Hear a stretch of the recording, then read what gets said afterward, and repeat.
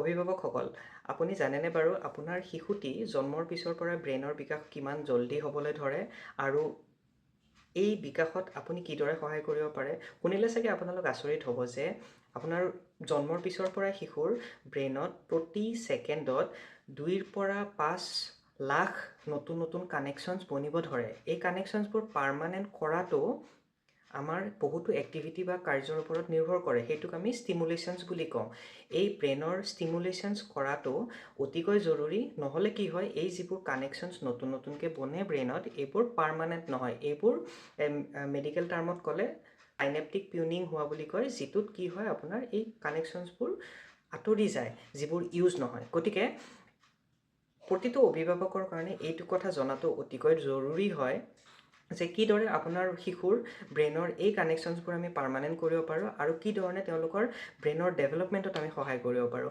মই আগৰ ভিডিঅ'টোত আপোনালোকক এইটো জনাইছিলোঁ যে ভিজুৱেল ষ্টিমুলেশ্যন বা পোহৰৰ জৰিয়তে আমি কেনেকৈ ব্ৰেইনৰ ষ্টিমুলেশ্যন কৰিব পাৰোঁ। আজিৰ ভিডিঅ'টোত আমি জানিম যে স্পৰ্শৰ জৰিয়তে আমি কেনেদৰে ব্ৰেইনৰ ষ্টিমুলেশ্যন কৰিব পাৰোঁ। এতিয়া জন্ম পোৱাৰ পিছতে আমি সকলোৱে জানো যে বেবীক মাকে কোলাত ল'ব লাগে বা আমি মাকৰ ওচৰত সংস্পৰ্শত ৰাখিব লাগে।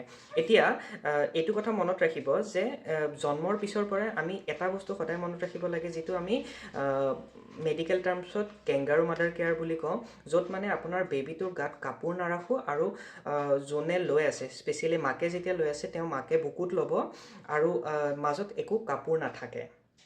আৰু এই ধৰণে ল'লে আপোনাৰ কি হয়, এইটো প্ৰথম ষ্টেপ হয় আপোনাৰ ষ্টিমুলেশ্যনৰ, ব্ৰেইনৰ ষ্টিমুলেশ্যনৰ। প্ৰথম মাহত এই কামটো এটলিষ্ট কেংগাৰু কেয়াৰটো আমি 1 ঘণ্টা দিনটোৰ ভিতৰত 24 ঘণ্টাৰ ভিতৰত এটলিষ্ট 1 ঘণ্টা কৰাটো জৰুৰী হয়। দ্বিতীয়তে, এতিয়া যেতিয়া বেবীটো আপোনাৰ ডাঙৰ হ'বলৈ ধৰে, এমাহ পাৰ হয়, তেতিয়া আমি বেলেগ বেলেগ ধৰণে স্পৰ্শৰ জৰিয়তে তেওঁৰ ব্ৰেইনৰ ষ্টিমুলেশ্যন কৰিব পাৰোঁ। এই স্পৰ্শবোৰ আপোনাৰ ছিগনেলবোৰ ব্ৰেইনলৈকে যায় আৰু যোৱাৰ ফলত কি হয় আপোনাৰ ব্ৰেইনৰ ডেভেলপমেণ্ট জল্দি হ'বলৈ ধৰে।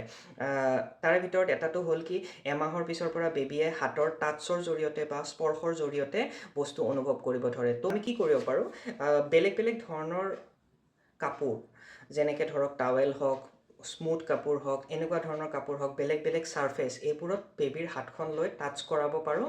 কৰালে কি হ'ব, ধৰক উদাহৰণস্বৰূপে আপুনি আপোনাৰ গালত স্পৰ্শ কৰাই দিলে, কৰালে বা হাতত এবাৰ টাৱেলখন লগাই দিলে, টাৱেলৰ টাচটো গম পালে আৰু বডিটো যেতিয়া আপুনি গা ধুৱাব, গা ধোৱাৰ পিছতো সদায় বেলেগ বেলেগ ধৰণৰ কাপোৰ ব্যৱহাৰ কৰিব মুচিবৰ কাৰণে, যিটোৰ ফলত বেলেগ বেলেগ কাপোৰৰ পাৰ্থক্যটো বেবীয়ে গ্ৰহণ কৰিব পাৰে আৰু ব্ৰেইনলৈকে ছিগনেলটো পঠাব পাৰে।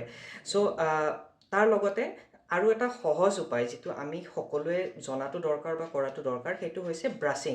ব্ৰাছিং এতিয়া এটা প্ৰচেছ হয়, এইটো মূৰ ফণিওৱাৰ কাৰণে নহয়। ফণি ইউজ কৰাটো সাধাৰণতে অকণমান বেবীৰ স্কিনৰ কাৰণে দিগদাৰী হয়, গতিকে ব্ৰাছ ব্যৱহাৰ কৰিব লাগে আৰু ব্ৰাছটো এটলিষ্ট বেবীৰ মূৰত দিনত 3 বাৰকৈ হ'লেও ব্যৱহাৰ কৰিব লাগে। ব্ৰাছিং কৰাৰ ফলত আপোনাৰ যিটো স্পৰ্শ অনুভৱ হয়, সেইটোৱে ব্ৰেইনৰ ডেভেলপমেণ্টত বহুতখিনি সহায় কৰে। এনেকুৱা ধৰণৰ ব্ৰাছ থাকে, যিবোৰ ব্ৰাছ আপুনি যিকোনো ধৰণৰ মাৰ্কেটত বহুতো কম দামত কিনিবলৈ পোৱা যায়। এই ব্ৰাছটো আপুনি বেবীৰ মূৰত ব্যৱহাৰ কৰিব।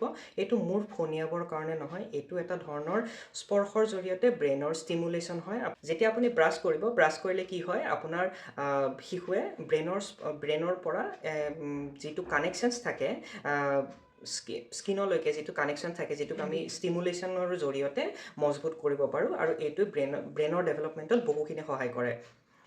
আশা কৰিছোঁ আজি আমি যিখিনি কথা জানিলোঁ, এইখিনি কথাৰ জৰিয়তে বহুখিনি অভিভাৱক উপকৃত হ'ব।